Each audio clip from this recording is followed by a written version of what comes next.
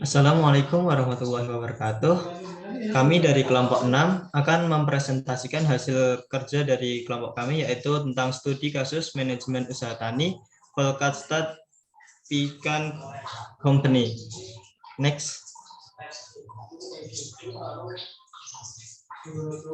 Sebelumnya, kami akan mengenalkan anggota kelompok kami. Yang pertama yaitu ada Alfi Royha Febrianti, yang kedua saya sendiri, Muzakiyah Firabani, yang ketiga ada Elda Francisca Yuwana, yang keempat ada Nurul Fadilah Armen, yang kelima ada Prima Welina Sinulinga, dan yang keenam ada Amalia Ramawati.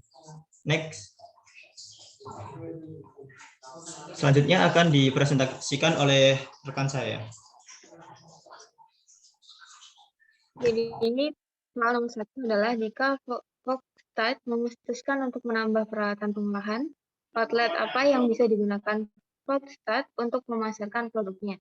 Berikut ini merupakan outlet yang dapat digunakan Volkstad untuk memasarkan produknya. Yang pertama adalah minimarket. Tempat yang cocok untuk penjualan komoditas dari Volkstad adalah minimarket. Hal ini dikarenakan minimarket adalah outlet yang mudah dijangkau masyarakat sehingga mempercepat penjualan. Hal ini dipertimbangkan dikarenakan komoditas yang dijual oleh Volkstad sendiri merupakan komoditas yang tidak tahan lama. Next.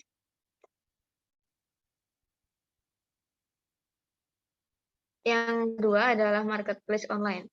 Marketplace online digunakan dikarenakan area penjualan dari marketplace online ini sangat luas sehingga dapat memaksimalkan penerimaan perusahaan.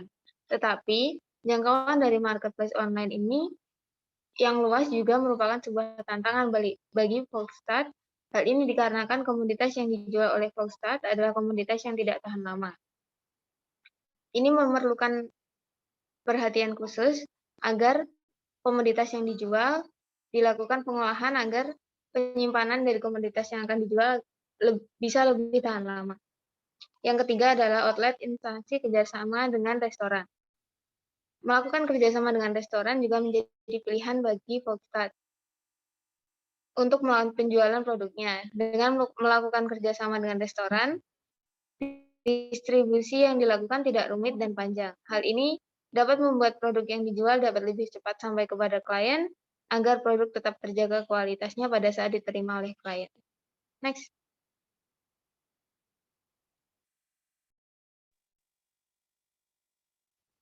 Selanjutnya yang kedua, sebutkan 2 kemungkinan jenis organisasi bisnis yang sesuai untuk Volkstad Pekan Company. Berikan 2 keuntungan dan 2 kerugian untuk setiap jenis organisasi. Jadi kemungkinan jenis organisasi yang sesuai untuk Volkstad antara lain perusahaan persekutuan, yaitu badan usaha yang dimiliki oleh 2 orang atau lebih yang secara bersama-sama bekerja sama untuk mencapai tujuan bisnis.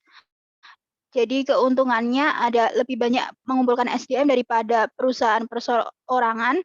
Dan yang kedua, modal yang dikeluarkan sedikit, namun tetap dibutuhkan pengacara sebagai penegas perjanjian partnership.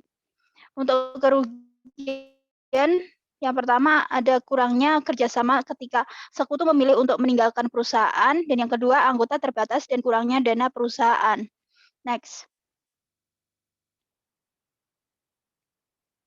Kemungkinan organisasi yang bisa diterapkan pada Volkstad juga ada koperasi, yaitu badan usaha yang berlandaskan kegiatannya berdasarkan prinsip koperasi sekaligus sebagai gerakan ekonomi yang berdasar asas kekeluargaan.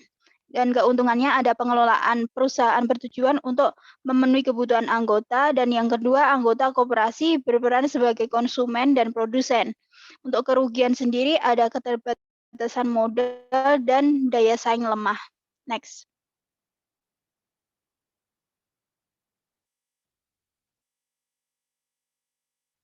Yang ketiga, nomor 3, salah satu pertimbangan terpenting yang harus dilakukan oleh para petani kemiri adalah keputusan untuk mengganti pohon kemiri asli dengan varietas pohon yang lebih baik. Pohon kemiri asli menghasilkan sekitar 750 lbs per hektar pohon. Pohon kemiri yang varietas baru dapat menghasilkan sekitar 1.250 lbs per akre. Pohon baru membutuhkan waktu 7 tahun untuk mulai memproduksi kemiri. berapa tahun yang diperlukan untuk menutup atau memulihkan investasi dalam mengganti pohon asli dengan pohon varietas baru dengan asumsi harga rata-rata $3 per LB, biayanya $3.000 untuk mengganti pohon asli dengan varietas pohon yang lebih baik. Tunjukkan pekerjaan Anda. Next.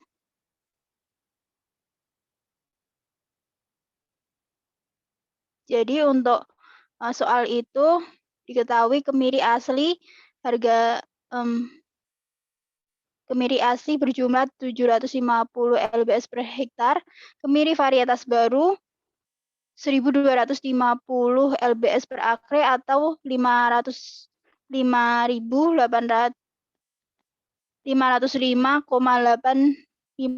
lbs per ha. Harga kemiri $3 per LB. Revenue X sama dengan 750 lbs dikali $3 sama dengan $2.250. Revenue Y 505,857 lbs dikali $3 sama dengan $1.517,571. Cost Y $3.000 tahun hingga panennya 7 tahun. Total cost 750 lbs dikali $3 dikali 7 tahun ditambah $3.000. Jadi total cost $15.750 per $3.000. Total cost keseluruhan $18.750. Dengan demikian dapat dihitung besar total cost 750 lbs dikali $3 dikali 7 tahun. Besar total cost sama dengan $15.750. Tahun pengembalian $15.750 dibagi 505,857 lbs kali $3 kali 7 tahun. Tahun pengembalian sama dengan $15.750 per $10.622,997. Jadi tahun pengembalian yang didapatkan 1,4, maka diperlukan 1,4 tahun untuk menutup atau memulihkan investasi dalam mengganti pohon kemiri ke varietas baru. Next.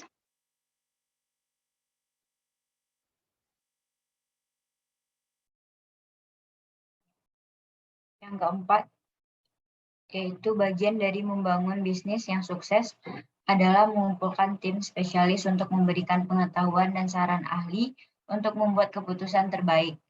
Sebutkan 4 spesialis yang harus dimiliki Brian dan Brianna dalam tim produksi dan manajemen mereka.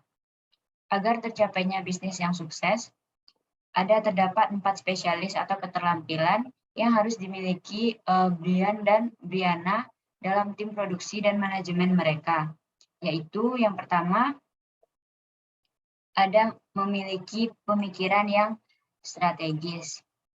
Pemikiran yang strategis dimaksud yaitu di mana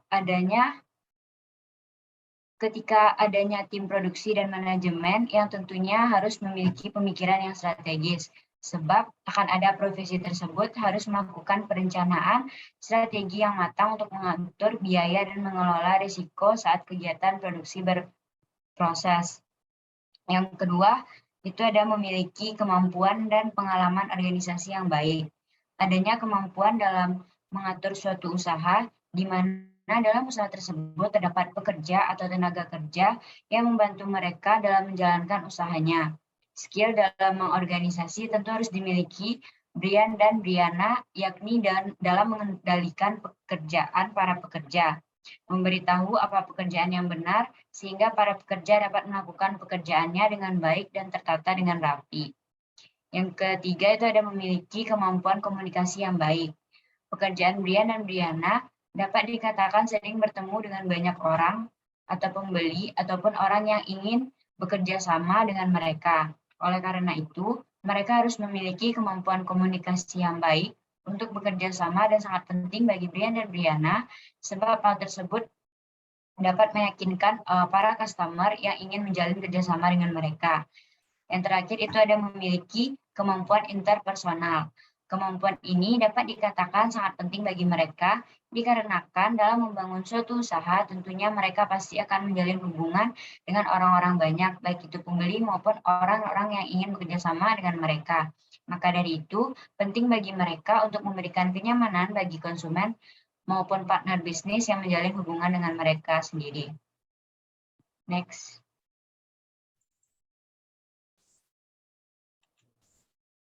Selanjutnya nomor 5, menjalankan operasi peternakan dan bersamaan dengan kebun kemiri, Foxta telah membaca tentang beberapa operasi pengembalaan ternak di kebun mereka. Ketika petani melakukan ini, rata-rata mereka kehilangan sekitar 50 pon hasil kemiri per akre. Selama 5 tahun terakhir, kemiri telah menghasilkan $3 per pon saat panen, dan anak sapi telah dijual seharga $1,50 per pon selama periode yang sama. Tunjukkan pekerjaan Anda. Pertanyaan yang pertama yaitu, jika Foxta tetap melakukan pengembalaan ini, berapa total kerugian produksi kemiri dalam pon? Jawabannya yaitu 1 hektar sama dengan 2,5 akre, luas lahan yang dimiliki yaitu 210 hektar, sama dengan 525 akre, kerugian kemiri sama dengan total luas lahan dikali 50 pon, sama dengan 525 dikali 50, sehingga diperoleh $26.250. Pertanyaan yang kedua, berapa kerugian pendapatan dari operasi kemiri akibat pengembalaan ternak? Jawabannya yaitu kerugian pendapatan diperoleh dengan cara kerugian kemiri dikali $3 dikurangi di $1,5, sehingga $26.250 dikali $1,5 sama dengan $39.370. Pertanyaan yang ketiga yaitu, berapa berat total yang harus dihasilkan dari ternak dibandingkan dengan hasil kemiri untuk mengimbangi operasi kemiri? Jawabannya, berat kerugian operasi kemiri sama dengan $1,5 dikali pon ternak. Berat kerugian operasi kemiri sama dengan $39.375 sama dengan $1,5 dikali pon ternak. Pon ternak sama dengan $39.375 dibagi $1,5, sehingga diperoleh $26.250. Pertanyaan yang keempat yaitu, jika Foxta mengembalakan 1 ekor per hektar dalam area pon kemiri, berapa pon yang harus diperoleh setiap ekor saat digembalakan? Jawabannya, 1 akre rugi 50 pon kemiri sama dengan 50 pon dikali dalam kurung $3 dikurangi $1,5 sama dengan $75. Kerugian kemiri 1 hektar diperoleh yaitu $2,5 dikali 75 sama dengan $187,5. 1 hektar sama sapi, sehingga pon sapi sama dengan $187,5 dibagi $1,5 diperoleh $125. Pertanyaan yang kelima, apa keuntungan mengembalakan sapi dibandingkan kemiri? Jawabannya, keuntungan mengembala sapi daripada kemiri yaitu dapat dilihat dari kekurangan produksi kemiri. Produksi ini relatif membutuhkan perencanaan jangka panjang, serta dalam produksinya terdapat beberapa hambatan, bencana alam, cuaca buruk, penyakit, dan hama tanaman. Sedangkan ternak sapi memiliki lebih menjanjikan ke depannya. Pertanyaan yang terakhir yaitu, apa kerugian mengembalakan sapi dibandingkan kemiri? Jawabannya, peternakan sapi yaitu biaya produksi yang dikeluarkan relatif besar, sedangkan pendapatan yang diperoleh tidak seberapa berbeda dengan produksi kemiri. Biaya produksinya lebih kecil dan pendapatan kotornya lebih relatif banyak. Sesuai data sebagai berikut. Selanjutnya, 6. Sebutkan 5 badan regulator yang potensial yang mungkin berinteraksi dengan produsen kemiri saat melakukan bisnis.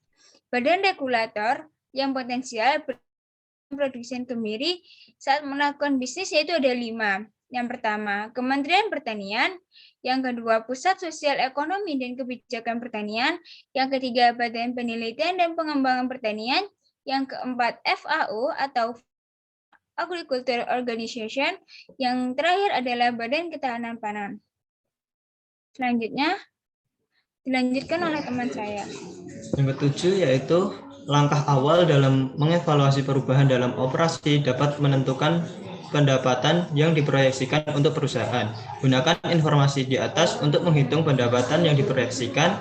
Lihat halaman R12 untuk menentukan pengeluaran. Soal yang pertama yaitu berapa proyeksi pendapatan kemiri mereka. Pendapatan kemiri mereka didapat dari harga kemiri dikali dengan jumlah produksi, yaitu $3 dikali 250.000, yaitu sama dengan $750.000. Yang kedua yaitu berapa total biaya langsung per hektar. Total biaya langsung didapat dari bahan kimia tanaman pupuk, ditambah biaya pengeringan, ditambah penyewaan khusus tenaga kerja yang disewa, dan ditambah keperluan konsultasi pemasaran, ditambah energi irigasi, bahan bakar dan minyak, dan ditambah perbaikan, serta ditambahkan dengan bunga operasional. Next.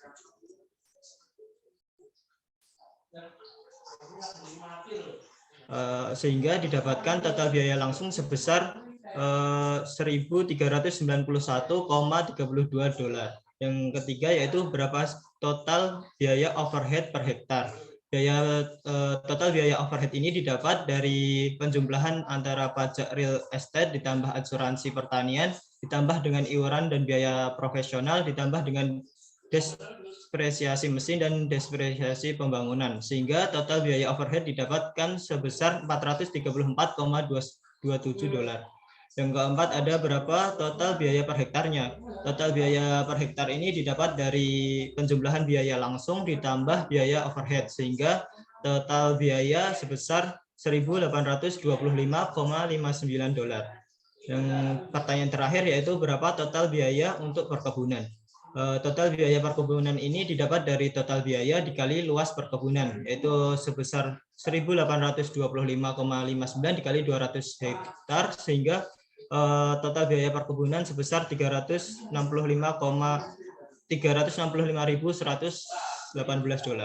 Next. Selanjutnya akan dilanjutkan rekan saya.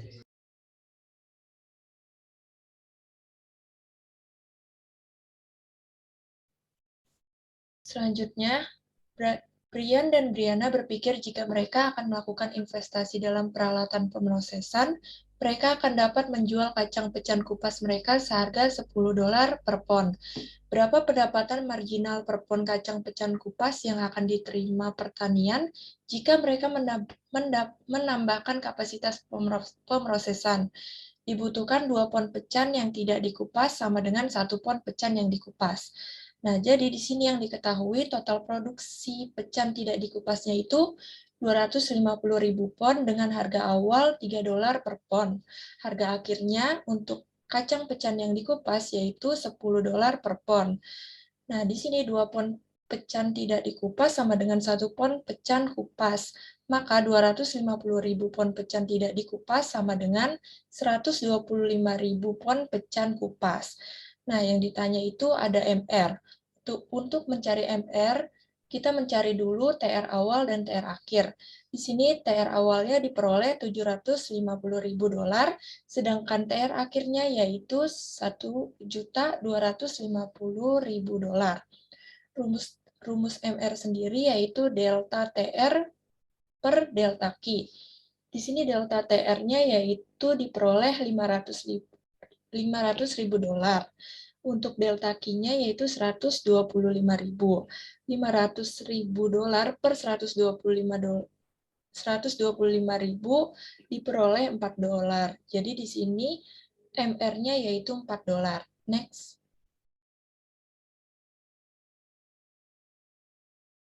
Nomor 9.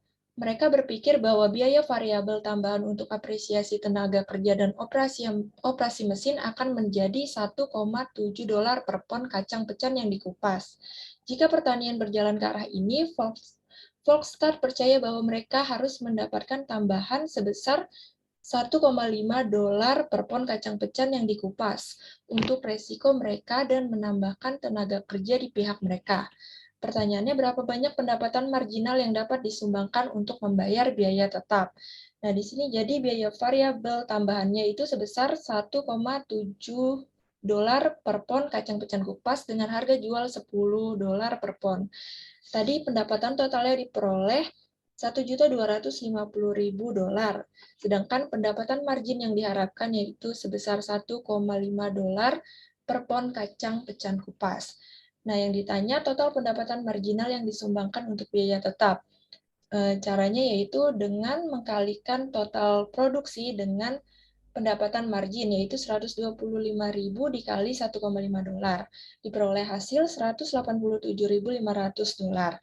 Nah, jadi pendapatan marginal yang bisa disumbangkan untuk biaya tetap sebesar $187.500. Next. Selanjutnya, 10, berapa banyak uang tunai yang harus disumbangkan Volkstat untuk biaya tetap? Nah, berdasarkan perhitungan yang ada pada data diperoleh, total biaya tetap dapat diperoleh dengan state ditambah asuransi pertanian, ditambah iuran dan biaya profesional, ditambah depresiasi mesin, ditambah depresiasi gedung, ditambah gaji tenaga kerja, maka diperoleh biaya tetap sebesar $656,7. Selanjutnya akan dilanjutkan saya. Yang ke-11 yaitu berapa banyak utang yang dapat didukung oleh Voltat dengan pendapatan tersebut. Pendapatan Voltat tadi per tahun didapatkan dari 250.000 dikali $3 sehingga $750.000. Sehingga utang yang dapat diterima oleh Voltat yaitu sebesar $750.000 dibagi dengan $1.028,13 sehingga utang yang dapat diterima oleh Voltat yaitu sebesar $729,48. Utang ini akan dapat dilunasi dalam jangka waktu kurang lebih 4 tahun. Next, akan dilanjutkan rekan saya.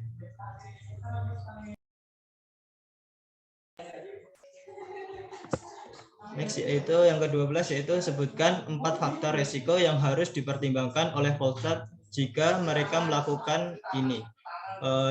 Terdapat 4 faktor resiko yang harus dipertimbangkan. Yang pertama yaitu risiko produksi. Risiko produksi ini akan berpengaruh terhadap perilaku rumah tangga petani dalam mengambil keputusan produksi. Keputusan produksi ini juga sangat dipengaruhi oleh iklim dan cuaca. Seperti dalam kasus ini yaitu apabila ingin menjual kemiri tanpa dikupas, maka harus memproduksi 2 kali lipat dari produksi kemiri yang dikupas. Next. Yang kedua ada resiko keuangan. Resiko keuangan yaitu berkaitan dengan keuangan dan dikaitkan atau dibandingkan dengan risiko non-keuangan. Misalnya yaitu perkiraan modal atau pinjaman yang harus diterima untuk mengembangkan perusahaan. Yang ketiga yaitu ada risiko pemasaran. Risiko pemasaran merupakan hal yang penting karena berhubungan dengan minat konsumen dan bagaimana cara mempromosikannya. Misal dalam kasus ini yaitu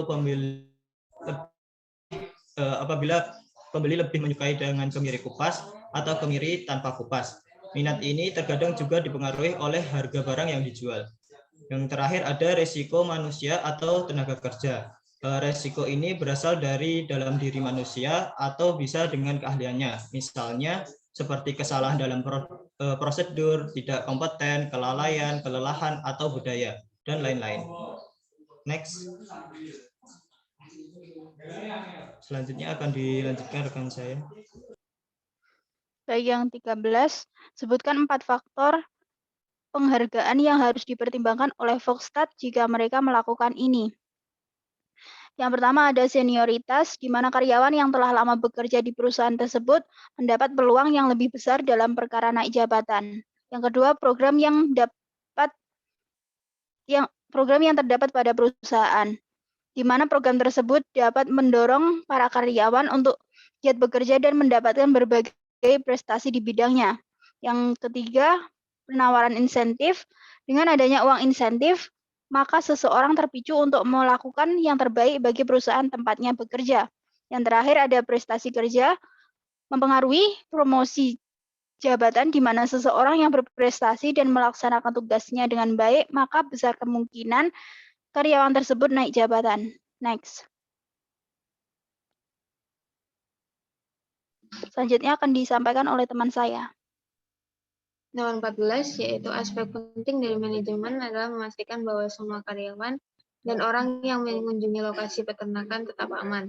Sebutkan 5 bahaya keamanan yang harus dipertimbangkan oleh petani kacang pikan saat mengelola karyawan mereka.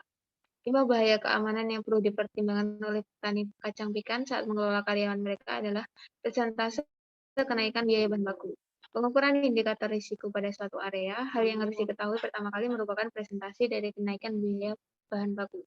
Untuk mencari presentase dari kenaikan bahan baku dapat dihitung atau dikalkulasikan dengan menjumlahkan harga dari bahan baku. Hal ini termasuk biaya penyimpanan dan pemeliharaan. Lalu hasil dari perhitungan tersebut dapat dibagi dengan total periode sebelumnya dan dikalikan 100%. Selanjutnya adalah presentase kenaikan biaya penjualan. Pokok penjualan dalam hal ini diartikan sebagai jumlah biaya dan beban yang harus dibayarkan oleh perusahaan dan menghasilkan barang ataupun jasa secara langsung dan tidak langsung. Yang ketiga adalah presentase kenaikan upah pekerja pabrik. Presentase kenaikan upah dapat dihitung dengan menggunakan pembanding upah yang dibayarkan kepada pekerja dalam suatu periode dengan upah pada periode sebelumnya. Yang keempat adalah presentase kapasitas menganggur. Kapasitas menganggur umumnya dikarenakan oleh penjualan yang tidak mencukupi. Pekerja yang menganggur dan fasilitas produksi digunakan kembali ketika permintaan untuk penjualan meningkat. Dalam mengukur efektivitas produksi dapat dihitung persentase kapasitas menganggur. Persentase ini adalah kapasitas yang tidak terpakai dibandingkan dengan kapasitas yang digunakan.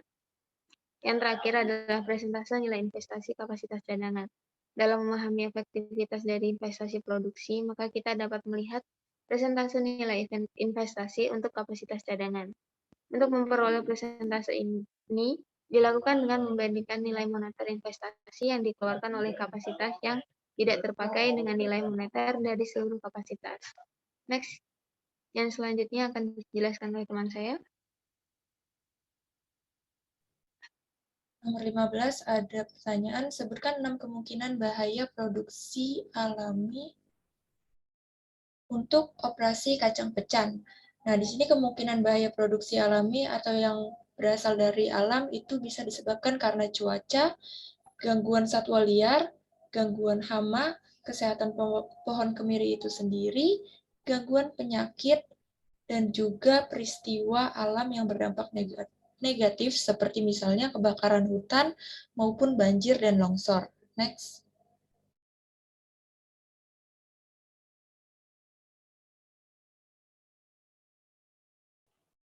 Selanjutnya yakni nomor 16, sebutkan 6 kemungkinan bahaya produksi buatan manusia terhadap operasi kacang pecan. Yang pertama itu ada bahaya ketika salah mengatur atau merencanakan strategi dalam melakukan pengelolaan dan kegiatan operasi yang berbeda dengan tanaman tahunan tradisional. Yang kedua itu ada bahaya ketika terjadinya perpindahan secara tiba-tiba dalam penggunaan jenis irigasi yang mana awalnya sudah menggunakan irigasi sprinkler menjadi irigasi tetes, sehingga membuat terjadinya perubahan rencana.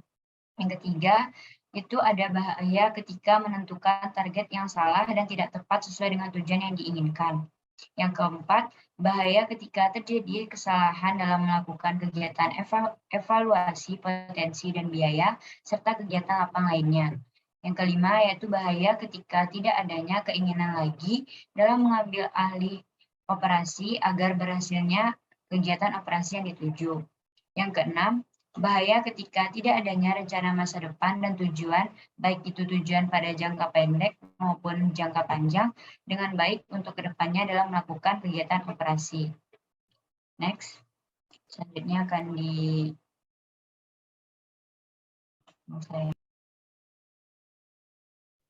Yang selanjutnya ini, apa 4 cara yang mungkin mereka dapat berpotensi meningkatkan pendapatan mereka? Yang pertama itu dengan cara melakukan riset pasar. Dalam hal ini, Volkswagen dapat melihat tren atau perkembangan yang terjadi di masyarakat terhadap produk kacang pecan dan juga bagaimana produk-produk penggantinya yang ada di pasar. Dengan melakukan riset pasar ini, Volkswagen dapat menentukan target pasar dan harga produk yang sesuai, meningkatkan kualitas, serta dapat mengetahui produk seperti apa yang paling disukai atau memiliki banyak permintaan oleh konsumen. Yang kedua, menambah produk dan memperluas industri. Apabila perusahaan Volkswagen sudah berjalan dengan baik dan semakin maju, maka menambahkan produk agar lebih bervariasi merupakan cara yang mudah untuk meningkatkan pendapatan. Selain itu, jika perusahaan Volkswagen semakin maju, perluasan bidang industri sangat dianjurkan. Seperti misalnya Volkswagen dapat membuka restoran atau kafe yang mana menu utamanya terbuat dari kacang pecan. Dengan begitu, keuntungan yang didapatkan akan semakin besar karena kacang pecannya itu diproduksi sendiri. Next. Yang ketiga, menghindari kompetisi harga. Untuk meningkatkan pendapatan, suatu perusahaan harus bisa menghindari persaingan atau kompetisi harga. Hal tersebut dapat dilakukan dengan cara mengurangi biaya-biaya operasional yang dinilai kurang efektif. Untuk itu, perusahaan Volkswagen harus bisa melakukan tinjauan lebih lanjut terhadap pengeluaran bisnisnya dan menyeleksi apakah biaya atau pengeluaran tersebut memberikan nilai tambah pada produk atau tidak. Next, yang keempat yaitu meningkatkan pemasaran. Pemasaran juga merupakan salah satu hal yang penting. Jika Volkswagen sudah bisa meningkatkan kualitas dan menambah variasi produk namun strategi pemasarannya tidak tepat, maka perusahaan tidak akan mendapatkan keuntungan yang paling maksimal, melainkan mengalami kerugian. Next.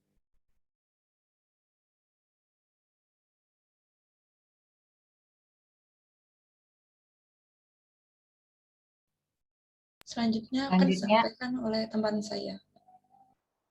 Selanjutnya, yakni nomor 18. Jika Volkswagen memilih untuk menambahkan pemrosesan, mereka mungkin juga mempertimbangkan untuk menambahkan promosi pemasaran ke konsumen langsung.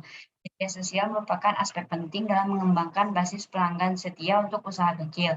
Sebutkan 2 platform media sosial dan mengapa mereka efektif. Yaitu yang pertama, Instagram. Instagram termasuk media sosial yang bagus untuk pemasaran suatu produk. Instagram marketing biasanya menggunakan sistem pada strategi konten marketing. Pada media sosial ini, media yang paling banyak digunakan orang untuk berbagi foto atau video, mengirim pesan, dan juga berjualan. Pada strategi konten marketing ini, Volkswagen dapat membuat konten yang menarik bagi audiens untuk target mereka. Volkswagen juga dapat membuat iklan berbayar di Instagram menggunakan IG Ads atau paid promote yang ditujukan kepada influencer maupun selebgram. Yang kedua itu ada Facebook.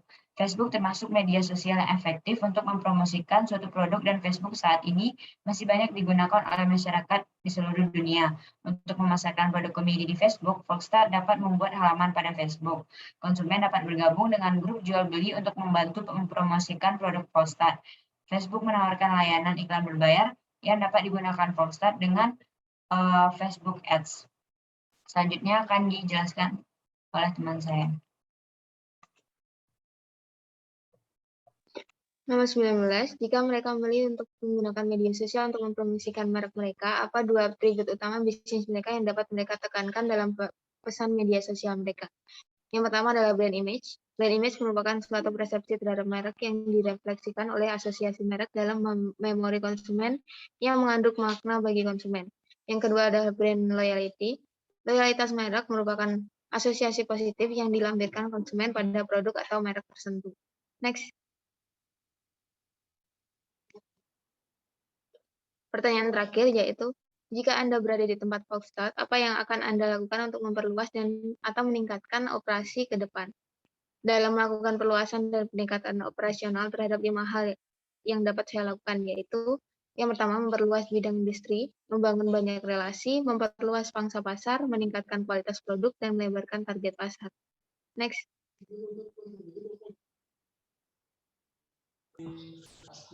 Sekian dari kelompok kami, kurang lebihnya mohon maaf. Wassalamualaikum warahmatullahi wabarakatuh.